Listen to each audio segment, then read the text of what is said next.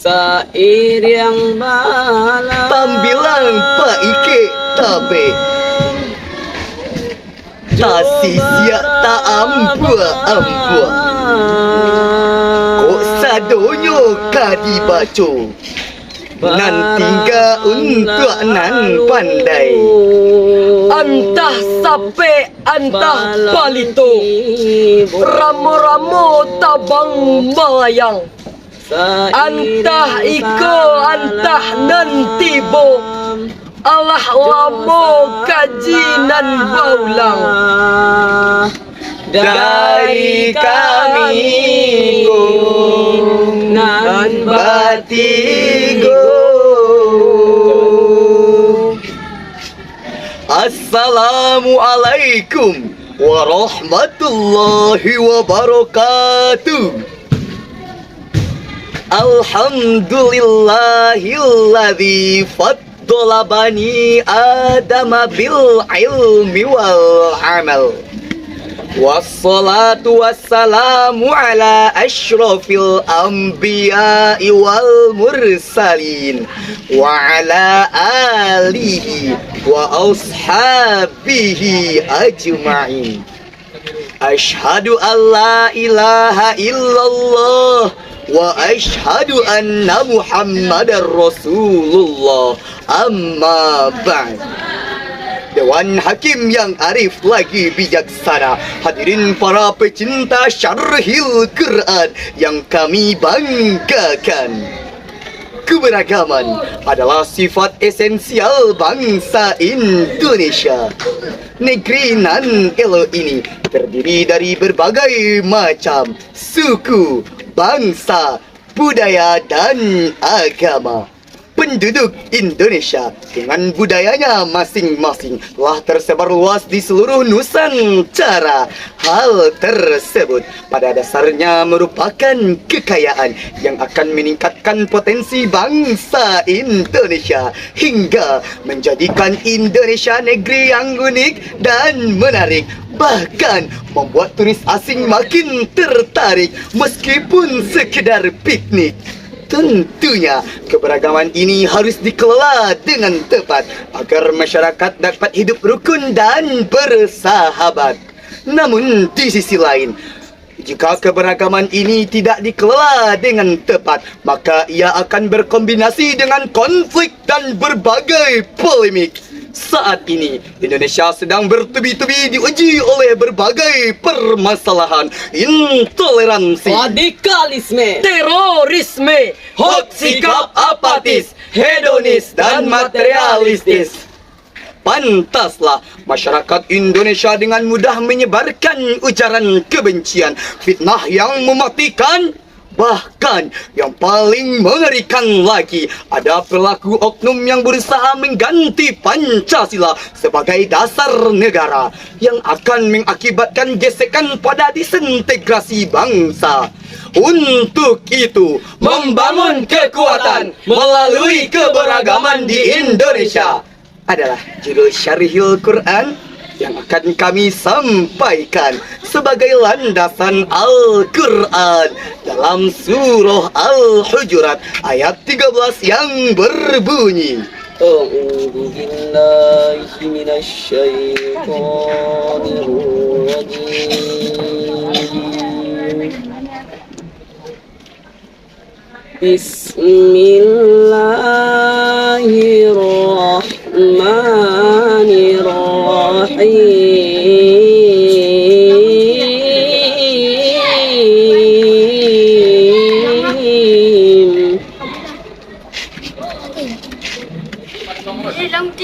Ya ayyuhan nasu inna khalaqnakum min dzakarin wa untha.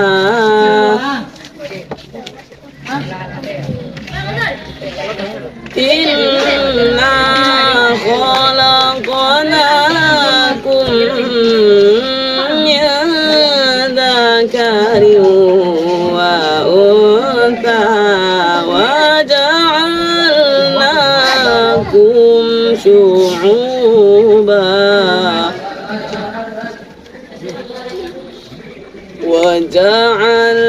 وجعلناكم شعوبا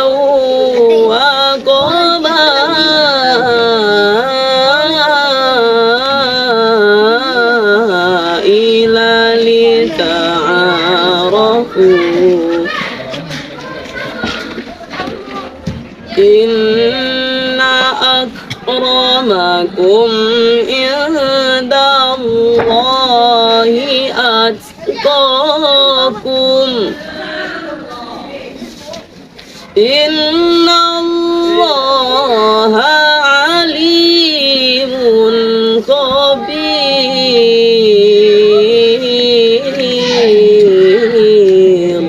Aku berlindung kepada Allah dari godaan setan yang terkutuk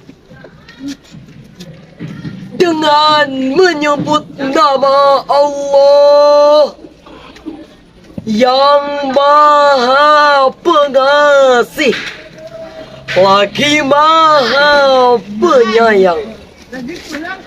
Wahai manusia, sungguh kami telah menciptakan kamu dari seorang lelaki dan seorang perempuan dan menjadikan kamu berbangsa-bangsa, bersuku-suku agar kamu saling mengenal. Sungguh orang yang paling mulia di antaramu di sisi Allah ialah orang yang paling bertakwa.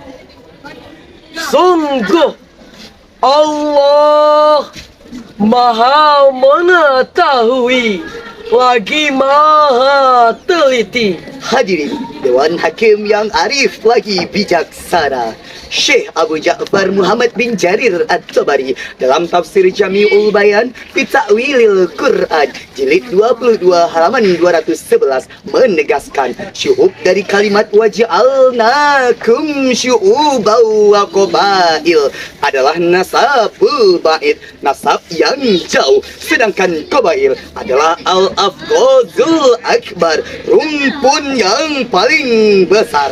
Profesor Dr. Muhammad Quraisy dalam tafsir Al-Misbah halaman 262 menjelaskan bahwa syu'ub dan qabail adalah struktur sosial yang paling besar, yaitu suku dan bangsa, yang menurut Syekh Qutb dalam tafsir fi Zilalil Quran halaman 401 sampai dengan 402. Lita'arafu adalah keharmonisan yang dimulai dengan saling mengenal yang fungsinya lil musyarakah bainas naini fa aksar. Namun hadirin, akhir-akhir ini Indonesia masih dihadapkan oleh krisis intoleransi. Berbeda partai politik membuat kita saling mengkritik. Berbeda suku dan agama membuat kita saling mencela. Bahkan berbeda ras dan budaya membuat kita saling menghina. Hadirin, intoleransi juga mulai menggerogoti generasi, tawuran antar pelajar hingga mengorbankan nyawa. Masih ingat dalam ingatan rasisme pada tanggal 19 Agustus 2019 yang membuat Papua membara prasangka dan curiga antar umat beragama, berujung dengan pembakaran vihara, Perusakan masjid dan pura, pembubaran paksa jamaat gereja, bahkan penyerangan terhadap ulama. Nauzubillah. Apakah kita tidak malu hadirin kepada para syuhada pahlawan bangsa? Setelah 77 tahun Indonesia merdeka, kita masih dirongrong diskriminasi, Dikungkung oleh intoleransi, dicerai-beraikan oleh disintegrasi. bahkan yang paling memilukan lagi, ada perilaku rakis dan anarkis yang dilakukan secara terang-terangan untuk menjadi tontonan gratis. Astagfirullah. Oleh karena itu hadirin, perlu tindakan tegas pemerintah apapun bentuknya, sehingga walau kita beda agama, Tetapi kita satu bangsa, walau kita beda bahasa, tetapi kita satu negara. walau beda ras dan budaya, tetap satu tanah air kita, Indonesia. Setuju? Nampak rezeki. Hadirin, Dewan Hakim yang arif lagi bijaksana. Lalu, bagaimana cara kita membangun kekuatan melalui keberagaman? Sebagai jawabannya, mari kita renungkan firman Allah dalam surah Al-Anfal ayat 46 yang berbunyi, وأطيعوا الله ورسوله ولا تنازعوا فتفشلوا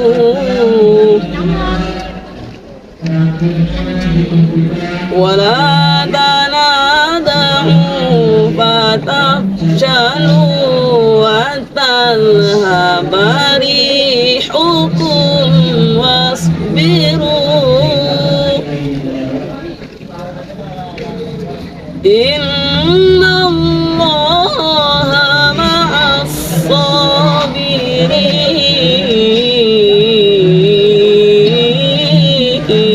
الصابرين إن الله مع